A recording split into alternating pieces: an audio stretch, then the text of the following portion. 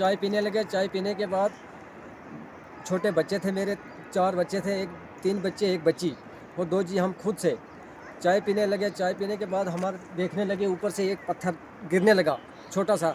मैं देखने लगा, लड़कों को बोला देखो उधर से। वो देखने लगे बच्चे को। जिस वक्त बाड़ी आई तो हमें चाय भी नहीं पिया, खाना भी नहीं खाया, सब कुछ हमारा बर्तन जो भी था वो इधर ही था, वो सब कुछ सब ख़त्म हो गया है। और इसके वजह हम कहाँ कहाँ जाएँ, हमको कहीं भी जाने का कोई ठिकाना नहीं है, हमको ना कोई रहने का ठिकाना ना कुछ भी है। इसकी वजह से हमारे रजौरी आपने कैसे जान बचाई? हमने कोई था? साथ में कोई भी नहीं था। हमें बहुत जल्दी से बच्चे निकाले, बच्चे निकाल के फिर खुद भी निकला। बाकी सामान जो था वो ख़त्म हो गया उधर ही शीटों में।